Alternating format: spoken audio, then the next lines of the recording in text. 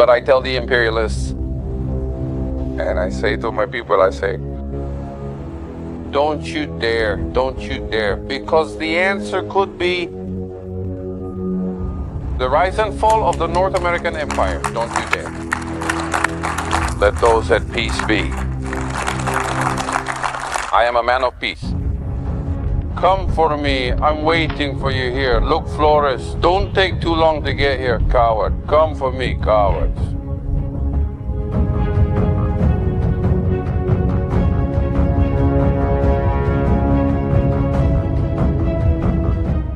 The United States just sent 4,000 military personnel to the Caribbean, but they weren't just soldiers. Soldiers, Air Force, and United States Navy have started to be deployed to the Caribbean Sea in an operation designed by the Pentagon. They sent a 40,000-ton warship nuclear submarines. Picture all that military power sailing so close to Venezuela. Media outlets like Cable News Network reported that this operation, authorized by Donald Trump, includes the amphibious group United States ship. Iwo Jima, 2 other flights, a nuclear submarine, destroyers, a missile cruiser, reconnaissance planes, and combat air support under the command of the Southern Command. Nicolas Maduro, when he saw this news, what he did was hide in a bunker. Do you think this is a coincidence? He knows something most people don't. In this video, I'll show you what's behind this operation. And why is Maduro right to be afraid of what's coming? To begin with, I need to tell you that the force the Americans sent is no joke. At the center of it all is the United States ship Iwo Jima, a devastating 40,000-ton amphibious assault ship. And this is not just any ship. It's basically a floating military base with a 257-meter flight deck and the capacity to carry more than 2,000 fully equipped Marines. The ship even has a hospital on board with 600 beds. It's literally a military city sailing the seas. Along with it traveled the United States ship San Antonio and the United States ship Fort Lauderdale, 2 San Antonio-class amphibious transport ships. These ships are the workhorses of the operation, carrying vehicles, equipment, and troops, completing the force. We have a nuclear attack submarine, operating on a commissioned covert basis, as well as P-8 Poseidon reconnaissance aircraft conducting long-range surveillance, and several Arleigh Burke-class destroyers equipped with the sophisticated Aegis combat system. But there's something quite curious here. The official justification from the United States for this massive deployment is to combat narco-terrorist organizations, which they have hand-picked. But yes,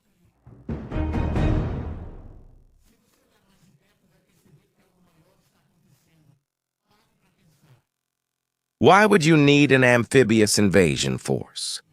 To fight drug traffickers, Marines are trained to fight drug trafficking.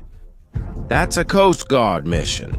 That means they were sent for something much more serious. The answer to that question lies in exactly who the Americans consider the main target of this operation. They designated the Los Soles Cartel, one of the most powerful criminal organizations in South America, as a terrorist organization. And do you want to know who they are targeting as the head of this organization? None other than Nicolas Maduro. This isn't just any cartel. The Venezuelan government is being labeled an international criminal organization. And the Americans are taking this very seriously, because they put a huge bounty on Maduro's head, $50 million. Just so you know, this bounty started at $15 million and was recently increased to $50 million. And this didn't happen by chance. It's just that this problem goes way beyond Maduro. The Tren de Aragua, one of the most violent and terrifying gangs in Latin America, which was born in Venezuelan prisons and today spreads terror even in the United States, has also been added to the list of terrorist organizations, and, along with them, connections to the Sinaloa Cartel from Mexico, one of the most powerful criminal organizations in the world. We're talking about the groups that control a large part of international drug trafficking, now officially classified as terrorist organizations. This means that these groups are no longer just a problem for the Department of Justice, but have become a threat to national security for the Defense Department. And when something becomes a matter of national security, the response becomes military. This change was absolutely brilliant.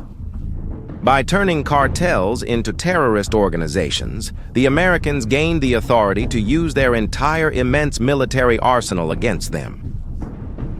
To give you an idea, this is the same authority used against Al-Qaeda or Islamic State of Iraq and Syria. Now, they're no longer dealing with a police matter. It's a matter of the war on terror. Sources say that Maduro hid in a secret bunker in Caracas after he discovered the American military movement. And you know what? Does he have good reason to be terrified? After all, we've seen this movie before. In 1989, Manuel Noriega controlled Panama and was involved in drug trafficking. The American response? More than 20,000 soldiers invaded the country in Operation Just Cause. The goal was to capture Noriega on drug trafficking charges. Noriega tried to hide in the Vatican embassy but ended up surrendering. He was extradited to the United States and spent decades in prison. Now, here's a detail that's going to give you chills. The same 22nd Marine Expeditionary Unit, which is now sailing to the Caribbean, also took part in the invasion of Grenada in 1983. For those who don't know the story, Grenada is a small island in the Caribbean, where the United States sent thousands of soldiers to overthrow the local government, claiming to protect American students and fight communist influence. It was a lightning invasion. In days, removed the country's leadership entirely. That same military unit with the same training, the same expertise in amphibious assault, is now in the waters near Venezuela. It's like sending the same hitman to do the same job. This unit has a very specific track record. When it shows up in the waters of a Latin American country, usually some leader ends up being removed from power. As you can see, we have a pattern here. When Latin American leaders are accused of drug trafficking, the American response is forceful. And Maduro knows about that. But there's an even bigger issue behind all of this that almost no one is talking about. Those who think this operation is only about drugs are mistaken. It's about a much broader geopolitical competition. The United States Southern Command, responsible for Latin America, has been making alarming statements lately. Admiral Craig Fowler, the commander of the region, was direct, saying, "The Western Hemisphere is under attack, but not by armies, rather by the growing influence of China and Russia, who are actively undermining democratic principles." And the numbers prove that Admiral Craig Fowler was not exaggerating. China has signed more than 40 port agreements in Latin America. They are literally buying the region's infrastructure. The official American assessment is clear. We are losing our positional advantage in this hemisphere. For Americans, Latin America has always been considered their backyard. Seeing China gaining so much ground is unacceptable, and Venezuela as well. She is a central piece in this game. Maduro allies with China and Russia. For Americans, removing Maduro is not just about drugs. It's about regaining lost influence and sending a clear message to the Chinese and the Russians. The Western Hemisphere is still American territory. And do you know what's even more impressive? The operation that's happening now started being planned in 2020. That year, The United States made their first major show of force in the Caribbean, sending a naval fleet under the pretext of fighting drug trafficking. It was called the Enhanced Counter-Narcotics Operation. As governments and nations focus on the coronavirus, there is a growing threat that cartels, criminals, terrorists, and other malign actors will exploit the situation for their gain. And we must not let that happen. We never will. Today, the United States is launching enhanced counter-narcotics operations in the hemisphere to protect the American people from deaths. But the real innovation was in the legal field. They transformed the cartels from common criminal organizations into terrorist organizations, and that changed everything. A secret directive assigned by the president authorized the Pentagon to use military force directly against these groups. Before, this was the job of the Drug Enforcement Administration and the Coast Guard. Now, it became the job of the Army, the Navy, and the Marines. The reward for Maduro increased from $15 to $50 million. It's proof that the pressure has only increased since then, and that pressure is working. At this moment, American drones and military aircraft are positioned in Puerto Rico, Panama, Colombia, the Bahamas, and the Antilles. Maduro and the cartels are surrounded. There are American bases in countries surrounding Venezuela everywhere. And Maduro, well, hasn't appeared in public since last Friday. The fact that Maduro has gone into hiding shows his desperation. After all, leaders only hide when they believe a real threat is coming inside Venezuela itself.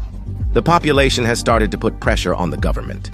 In addition to the worsening economic crisis and out-of-control inflation, they now have to deal with external military pressure. The regime faces attacks from both inside and outside simultaneously. Maduro's situation today is very similar to Noriega's in the months before the invasion of Panama. There was growing military pressure, international isolation, internal problems, and $1 million bounty on his head. But the difference is that Maduro has the support of China and Russia, but all this support has its limits. The American pressure is unbearable. Even the Chinese and the Russians might decide that Maduro is no longer worth all this investment. There's something that Maduro hasn't discovered yet. Military sources reveal that the Americans already have a specific timeline for how and when to act. And the date might be closer than he thinks. As you can see, the noose around Maduro tightens daily. The question now isn't if Americans can do this. History proves they can. The question is when and how this is going to happen. Maduro is right to be afraid. The movie is repeating itself, and he knows exactly how this story usually ends. And what do you think? Will Maduro be able to withstand this pressure, or will he end up like Noriega? Share your thoughts below. If this video helped you better understand this complex situation, subscribe to the channel and share it with anyone else who wants to stay up to date with world geopolitics. See you in the next video.